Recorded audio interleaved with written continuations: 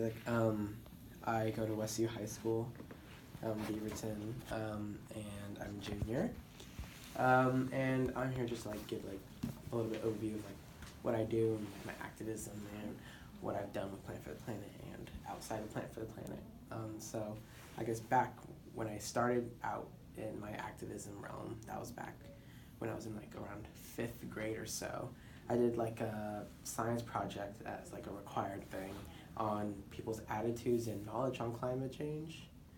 My sister did the similar thing the previous year, and it was very interesting. I went to a school that was pretty disadvantaged, mostly first generation kids, and so their knowledge wasn't that great on anything related to climate change, like ozone layer, the greenhouse effect, CO2, all the somewhat basic stuff.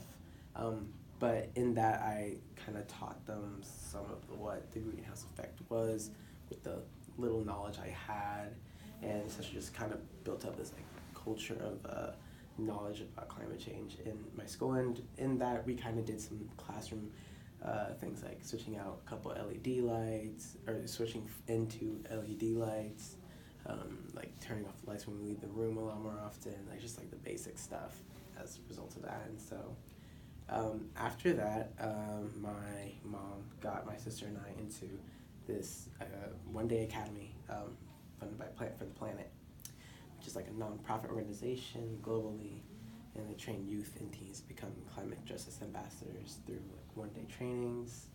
And this wasn't brought down to Portland already, so we all went up to Seattle for the day. It was very, very cool.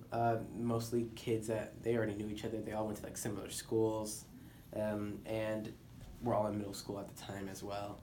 And so in that, I kind of started out my public speaking type. I guess this is kind of how I started off at. I was kind of timid or so about public speaking, but I was also very passionate about climate change, and so I just figured my passions kind of got to overpower my fear of speaking out. And so in that I did a presentation at the end of the academy, because you got to recite it back to the parents, the presentation that they give you when you are starting out. And so after I did that, one of the I guess volunteers who were also youth, because it's a youth teach youth thing, Audrey Piper, was involved in a lawsuit by Our Children's Trust, if you haven't heard about them already, to the state of Washington for essentially not, I don't remember the exact words, but it was, so Audrey and a couple other kids from Plant for the Planet sued the Washington State Federal Department of Energy, right? Ecology. For essentially not doing enough to contribute to reducing fossil fuel emissions and greenhouse gas emissions, and not keeping what regulations they already had in check. And so I thought that was very interesting, very cool and everything. And so I kind of went through Our Children's Trust to see what they do. And so Our Children's Trust is a nonprofit organization, legal team, that brings lawsuits all around the country and around the world, suing governments and cities for essentially just not holding up their end of climate change and carbon emissions, essentially. And so I thought that was very, very cool and very interesting. This was 6th or 7th grade. And then Our Children's Trust was going to bring out its federal lawsuit, Juliana versus the United States. And I thought that was very interesting because Audrey already joined his up in Washington, and so I joined on, and my sister did, and now there's 21 of us, all co-plaintiffs on the lawsuit. And Audrey also joined on it, and then this other prestigious activist, Jessica Martinez, joined on it. And essentially, what we are doing in this lawsuit is that we're suing the federal government for violating our rights to life, liberty, and property by allowing the production, extraction, and use of fossil fuels, and also not including the atmosphere as a public trust in the public trust doctrine, because they got the land and the water, might as well include the atmosphere, because they're all very interconnected. And so we filed that in summer of 2015, August of 2015, and things were kind of steady for a little bit, and then we had our first hearing to see if we can go to trial. That was this September or fall of 2016, and so we went down to Eugene to do our whole hearing. This was like essentially the first time all the plaintiffs met up, because we're all from different areas. Like I think 11 out of the 21 are from Oregon, Eugene, minus my sister and I from up here, and the rest are from like Hawaii, Alaska, New York and Florida, and New Mexico, and Colorado, Washington, everywhere basically. And so that was very, very interesting, because a lot of us haven't met each other, and we're all doing our own activism things in our own states and with our own groups. And the Eugene kids kind of did things together, but it was actually very interesting learning about what other people are doing across other states and what they've done with Our Children's Trust also, and what they've done with youth, because that's what I've like tried to focus on and engage with. And so we had our first hearing. It went very, very well, but then we had interveners in the lawsuit, which was I don't remember what it was, but it's like essentially like 650 fossil fuel and manufacturing companies. I think we should just stuff like Exxon, Chevron, everyone basically, and they all signed in as essentially interveners in the lawsuit, and gave their own lawyers, so they can go against our lawyers in court and with the DOJ lawyers that the United States had. And that went fairly well, surprisingly, and we continued and we got through it. Judge Ann Aiken ruled in our favor. We continued to move on to the next hearing, which was almost exactly a year later, and we went through that very well again, and then after the second hearing, the interveners backed off, extracted the lawyers, and then we made a quick jump to the Ninth Circuit Court, which is very, very unusual, because usually you go straight to trial after your second hearing. But so this was December of 2017. We went down to San Francisco to the Ninth Circuit Court to give another oral argument, and that was right after. That was like I think a day or two after Judge Kaczynski was accused of the sexual assault allegations and everything, and so that was kind of pretty intense, I'd say, because he was still on the panel of the judges, and it was just it was very interesting, especially in the way he interacted with our lawyers, like our lead lawyer Juliana Olson. She took a lot of blows from him because he was being such a loser. Anyways, and very unreasonable. But his other panel judges knew that he was being very unfair and everything. But we went through that, and they ruled in our favor. So we were on our way to trial. We were set for trial in October of 2018. But that Friday before the 28th, our Judge Ann Aiken put a hold on the trial because they wanted to do some more discovery or whatever. They didn't have enough experts. The United States didn't have enough experts or whatever. And so they halted our case again, and this was like 3 days before our set date. And so that was like a very major setback, and a lot of people were like very disappointed because a lot of people traveled in actually to be part of it and to see it and be part of the rally and march and everything. But we ended up having our rally and our march that Monday. And it was very different because we had one for the hearings, but those were like very local people.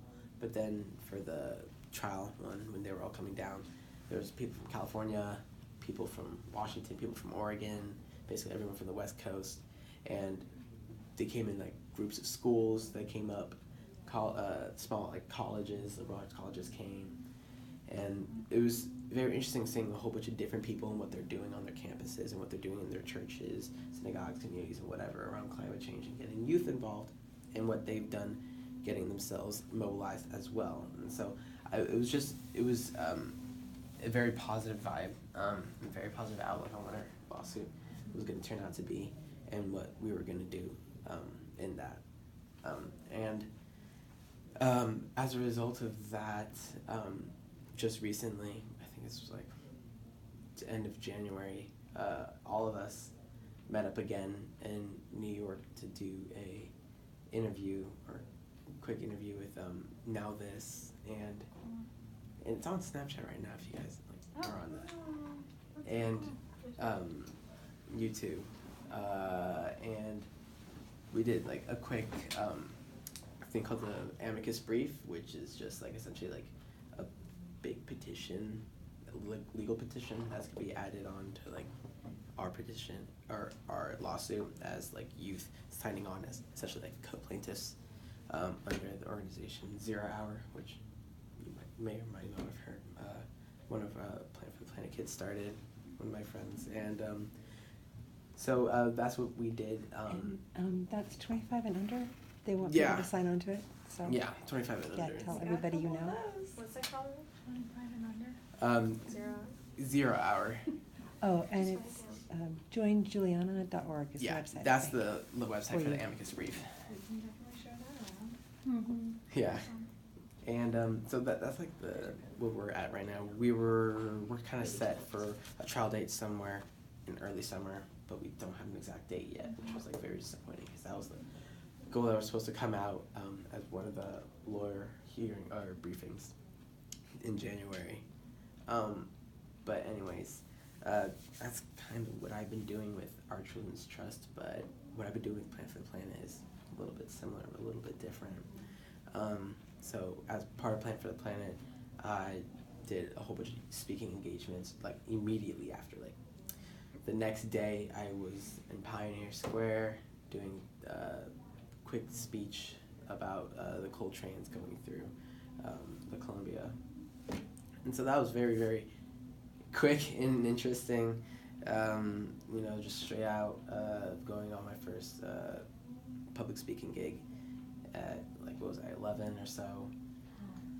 And so that was very interesting, but it was also very empowering because, I mean, a lot of the times people, like, are giving, like, speeches or public speaking or whatever to, like, a small group of people, large group of people or whatever, but having the people you're speaking to, like, support you also is, like, something completely different.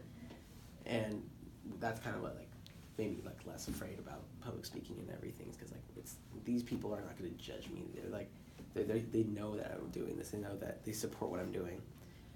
And so that was, like, very, very, like, nice to know. And after that, I kind of started doing our family started doing our own Plan for the Planet Academies down here in Portland. We have one in Columbia Springs. Columbia Springs, right across the river, which is the fish hatchery. And we got a lot of Portland schools to come. And then we did one at Sunnyside Environmental School. And we've done a couple at our synagogue, or we did one at our synagogue. We did one at Muslim Education Trust out in Beaverton. And we've done, I think, 11 or 12, right, in the past 2 years. I think we're up to 14 or 15 now, and that's just from Vancouver, Washington down to Sacramento and Sonoma. There's another 20 or so that have been done in the Seattle area, reaching down toward Vancouver. Yeah, like it's like kind of picking up speed in the United States. But Plan for the Planet was started overseas, out in Germany, by Felix Finkbeiner. He's, I don't know, like, what is he, 20 now? Jesus Christ, he's old. Anyways, he started when he, no, he's been doing for, I think, a decade. So he started when he was 10 for his elementary school class. He did like a quick presentation on polar bears, and he wanted to do something about it, and he knew that trees absorb CO2. And so they planted their first tree as a Plan for the Planet Academy out in a school in Germany.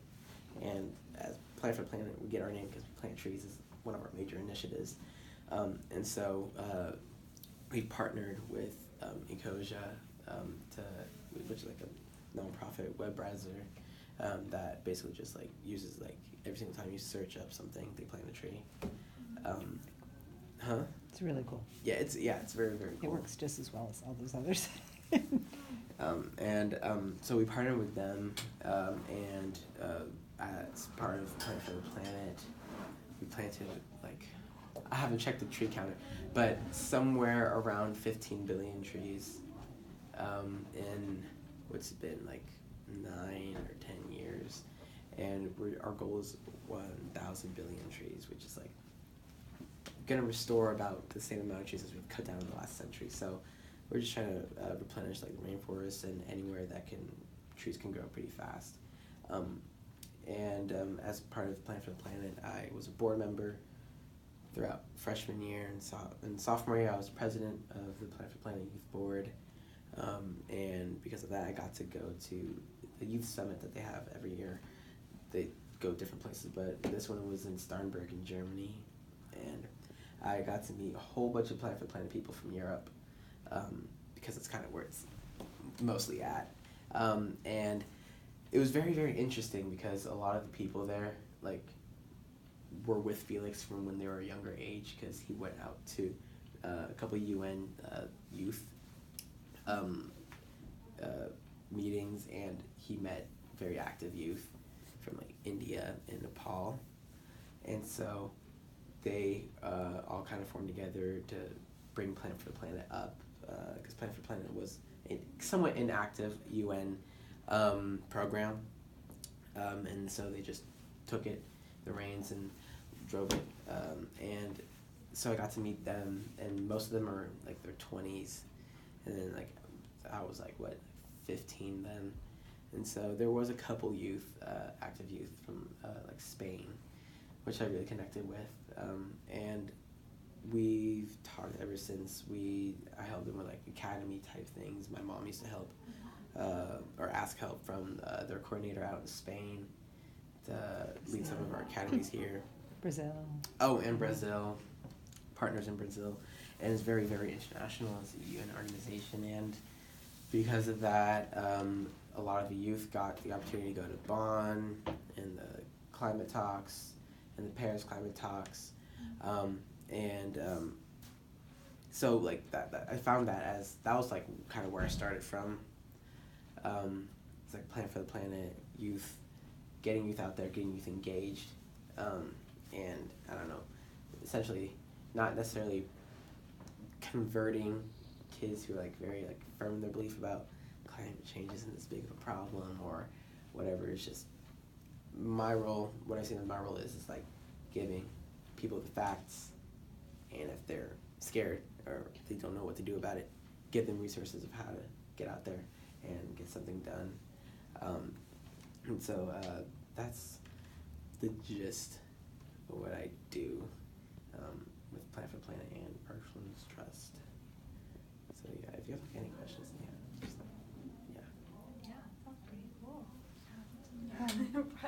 Actually, I think in the last couple weeks, they just released new research information saying that in the list of ways to fight climate change, planting trees was kind of far down on the list, but a new research study has proven that if they've found that the world has more available non-used land than originally suspected, than previously discovered by the NASA research team, and that it is now, because of this new information, this new study, that planting trees has actually jumped up to number 1 of the most effective ways of fighting climate change.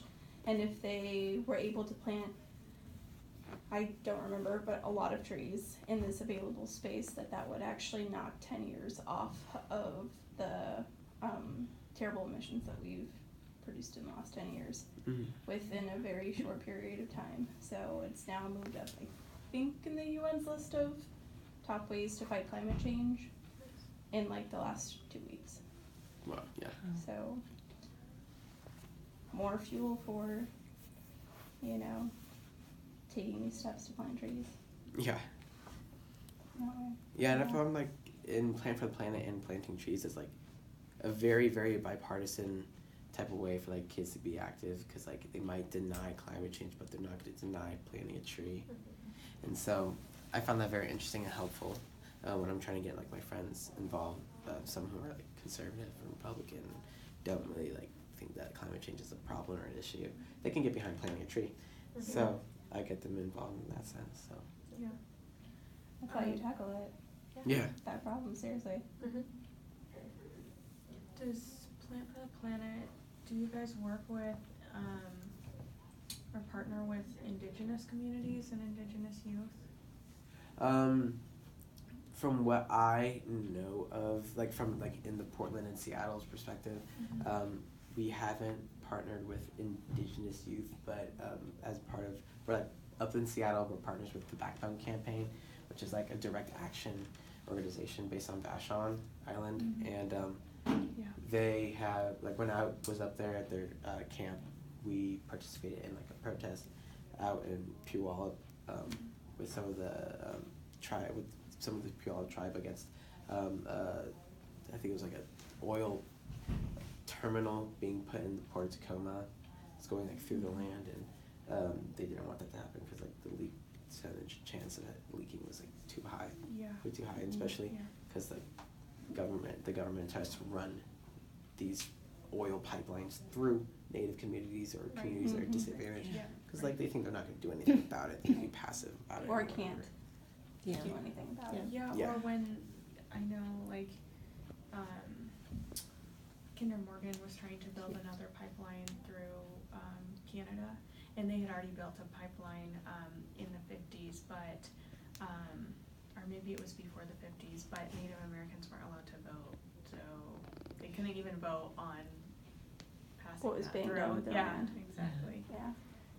I hadn't filled you in about that yet, but the new youth climate training coming up in the fall, I don't remember the specifics, but Linda Walmark, who's doing the program in Salem, is partnering with a local Native American cool. group. So, and I've gotten requests from or interest from various other ones. So follow up on that. Excuse me. I know that this is like very youth-based, which is amazing. Like you got a lot of power there, obviously, over 20. But do you sort of have like a way that adults, or we still consider ourselves sort of youth, could get involved or support this? Yeah, so like with like Plan for the Planet, essentially just getting the word out to like a lot of schools and getting more kids essentially aware of it, because essentially they just come to us and then we go to the school and cater to those kids. Kind of get in touch with Interact. Yeah, and like if we do end up with a Mother's Day Academy, the last 2 years, it's been supported by a really great group called Cool Islam. And the turnout is often kind of low, and it's hard to know how much of that is Mother's Day, how much of it is me being too busy, and how much of it is folks who are like, I don't know, it says Islam. But it's a really, really awesome interfaith, whoever shows up, is welcome kind of group. And they did this nice theme of, honor your mother for Mother's Day by planting a tree, honor your Mother Earth. So it's super gorgeous. So, and really awesome. So, like getting kids to that would be great, as well as we can always use volunteers. And then there's a special category. I think I saw some nodding about the 25 and under comment. Yep, for that. We've had one barrier with not what we're doing locally, but with the official Plant for Planet organization Isaac was there and his sister when they made the rules, and I was too, and it didn't click till I got back this was going to be a problem. But you have to officially have a Plant for the Planet club, you have to have someone who is 18 to 25, or else effectively you don't have an official club. And most of the organizers who are older, are older than that, and then you have the high school students who are not 18. So that's a role, and it wouldn't necessarily take a lot of time. I mean, you could even do it, like I know they would love to have one in Salem. We could probably pull one together here again. And it could even be, some of the work could be done by somebody else, but they need to have involvement from that age group. So that's been a barrier, unfortunately. But one you guys could help with if anybody I turned 25 in September though. Move fast. Yeah. Maybe you sign I know on by Lynn then, it's has good. gotten really involved with Friends of Trees, which is a local organization that we've done work with. Yeah, they've been a great partner. Like Yeah, you it's a mentioned, lot you of mentioned the fun. MET Academy, they gave Rotaract us a plum tree in and, No, there's not. Not anymore. But we have Silverton, which is say a little adjacent. Oh, yeah, that's true. Pacific University. Yeah. Yep. Yeah, I'm gonna put that out. I'm interested to hear, just your experience of, being in the hearings. And what that's like, and, you know, can you like walk us through one of the sessions that you were in? Yeah, so we get there like kind of early, like 9 in the morning or so, and then you walk into the federal building in Eugene, go through the whole security check and everything, and you walk up the steps, and you got a relatively small courtroom.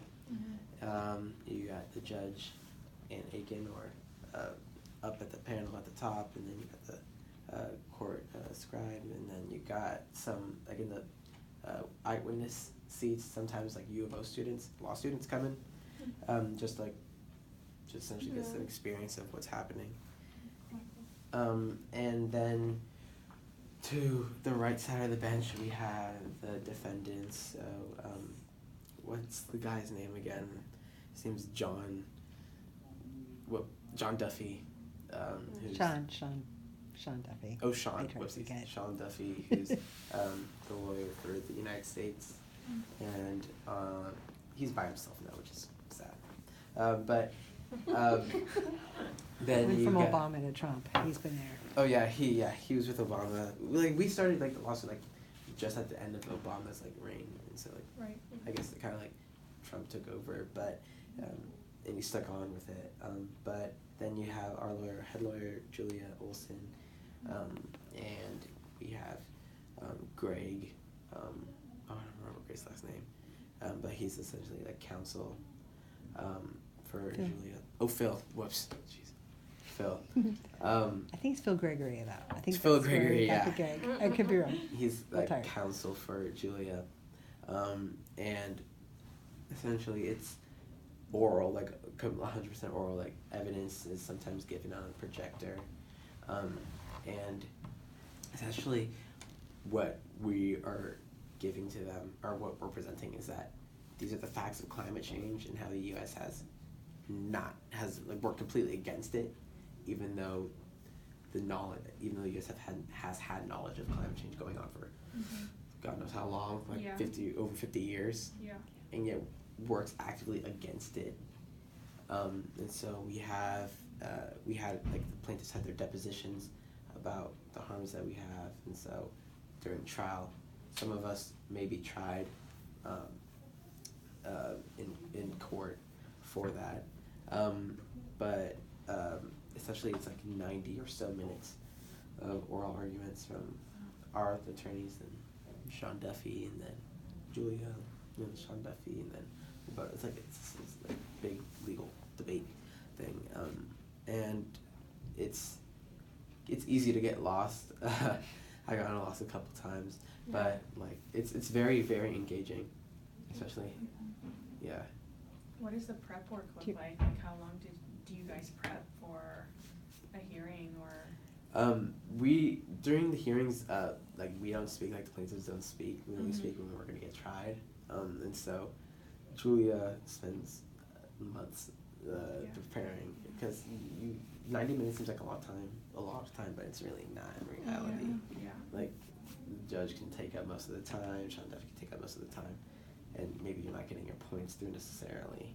And she spends so much time working on building a case and everything, and arguments, especially when we had to go to the Ninth Circuit. We had to bring a whole new set of arguments, because what the defendants were saying is that we were saying something completely different, and it was contradicting, so that's why we had to go there. Yeah. But so like she just works a lot and really hard. Yeah. All the time. Always keeps us posted about the legal actions that are being like done and everything. So she does a lot. That's awesome. Yeah. That's very awesome. Actually, I mean, regardless of the outcome, like the fact that you guys have come this far is outstanding Yeah. and extremely impressive. Yeah. So, just in case It anyone is. ever tells you otherwise, like don't believe them. Like it's Almost everyone, amazing. journalists, all legal experts said there's no way they're even going to make it to the first hearing. It's, and cases like this has never been done. And well, it has. It's a new version of Brown versus Board of Education, really, and if you have a right to go to school, presumably you have a right to breathe and things like that. But, but still, it's a huge achievement. Yeah, it's amazing.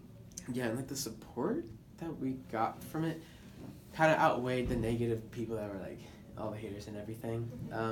But the support's actually pretty crazy. Like even like random, like essentially a lot of random people are like emailing us or direct messaging us on Instagram or Snapchat about thank you, and Facebook, like thank you for what you're doing. Yeah. What is there anything I can do? I got a couple of those, and a lot of outlets back in 2017 when like the case was kind of like picking up a little bit of motion, reached out to us, so that was cool. We had like a thing in the Rolling Stone, Teen Vogue, and regular Vogue, and Vox. When and is MSNBC, and yeah, so that was very cool. Yeah. And you go to high school too. Yeah. Sounds like a Oh, child. no. Yeah. I think that alone would be full time. Yeah. I try to make it as much full time as I can. What are these, can you tell us about the academies, or did you already talk about that? Oh, like I can go into it a little bit again. So like the academies essentially are like one day, like 7 or 8 hours, and what happens throughout the day. So we give like a quick presentation, like 30 to 20 minutes, giving like the brief overview of what Plan for the Planet, how it started, and what our aims for the kids at the end of the youth at the end of the academy, what they're like we're trying to get them to do, and essentially just some basic facts about climate change. And so we do a couple breakout sessions in groups, sometimes based on age or school, just whatever works. And we have this thing called the World Cafe, where we have this big giant map, and we have a whole bunch of like different like random beads and whatever that each represent like CO2 emissions, population, and GDP and whatnot. And we essentially just have like a big group discussion about the economic and differences and injustices within that, and climate justice as it comes into that, racism and gentrification, just anything that the kids or the youth bring up, we like discuss it and talk about it and how we can like fix it. And sometimes after it, after the whole academy, they try to go out and do something about it. And then we have a rhetoric type section that's part of it, where that's where we kind of build their like public speaking skills. And so we give them like a set of 2 or 3 of the slides each student, and they do the best they can to essentially present it back to like our breakout groups as like just a way to like build our rhetoric and everything, and then we give them positive feedback or any sort of feedback that can help them work on it, or if they're already good at it, just like nice feedback about it. And that's what I like to do, the rhetoric part, because I like public speaking, and I like helping people be more confident in their public speaking, and so that's kind of like that's part of like my passion for Plan for the Planet, especially like the youth teach youth part. Like I've gone to like where like adults speak to the kids and everything, the presentation, like it's usually like pretty nice people and good people, but it's not as engaging, and maybe kids get like a little wandery or whatever when they're talking, and sometimes it drones on and whatever. But the youth to youth thing, like the youth are very engaged. They always have a role in it because we're all relatively around like 5 years or so in age. Yeah. Like we're all very relatable and it's very fun, and it's very lively and everything. And that's like one of the big parts of Plants for Planet that I enjoy also. Yeah. So yeah, that's like basically like what goes through the day, and then at the end of the day, the parents come back, and the students that want to give them the presentation, give the parents the presentation, and then we Really intense. Yeah, sometimes it can get intense. Really great. And after that, after the academy, we try to keep parents and kids posted about any speaking engagements that they'd be interested in, like testifying or speaking at a rally or whatnot. Yeah. It's great that you're like doing these things, but also giving people like very concrete skills to Yes. share that message. Mhm. Because sometimes it can be hard to convey. Like that's part of the whole training. That's really cool. Yeah. Great. Yeah. Question? Have you spoken to Rotary clubs? No, this is the first time. I think Portland Pearl would be Oh, for sure. really good for you. Yeah. Yeah. Let's get you in touch with Tara. Yeah. And then can you remind me the high school you're at again? Westview High School. Let's see if there's Interact there. I think this is something that you could sort of join forces with. Yeah. I And give you his a big- sister is at the International School of Beaverton, so that might be another one. They're both pretty busy, but it sounds like a really neat program. Yeah, or even if you don't get involved with them, but get them involved with you. Yeah. Right. Get Yeah. them with Yeah. you. Well, I was even thinking for Enterprise Academy, if we can get a hold of someone, you know, we could see if there were groups that specifically focused on environmental initiatives and link Mhm. them with Plant for the Planet. Yeah.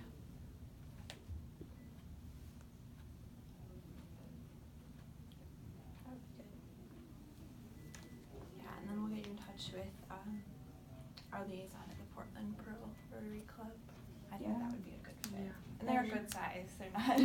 Yeah, also, if you're still, I don't know if you're still in contact with any people that you met with at the Tiger Club Mhm. too, Yeah. but like, more people that you can speak to in Rotary, like, one of the things that we all love about Rotary is that Rotarians like get stuff done. So, and if necessarily we can't do it, we try to connect you with someone who can. So, you know, there's lots of Rotarians doing a lot of very similar work, not necessarily the same thing, that I'm sure that like are always looking for more, you know, more ideas of things that they can do and be involved in and make a difference. And so all Rotary clubs are always looking for new projects and new things we can do. So yeah, let's connect you with them. All right, sounds good. We also, who's our Rotaract liaison? Elias, I can't remember his last name. Yes. Yeah. Yeah. Do we have a Rotaract chair representative for the district? The Two. Rotaract representative is Li Xiao Chen. We should connect them. I will connect you with Li Xiao. I think she'll be Yeah. more responsive. Yeah. Alright, cool. She's pretty on top of it. Yeah, but also, because she can connect you to all the Yeah. Rotaract clubs in our district, which also might have more members under the age of 25 too. Mhm. As well as just getting involvement in the word out to them as well. Mhm. So, but yeah, they might be able to help you with some of the challenges that you're facing in that just age demographic. Yeah. All right. So, That's good. Thanks for sharing with us. Yeah. Yeah, of course. Yeah. We need to go Join Yeah. Juliana. Yeah. We'll share out some links after this. Yeah. Sounds good.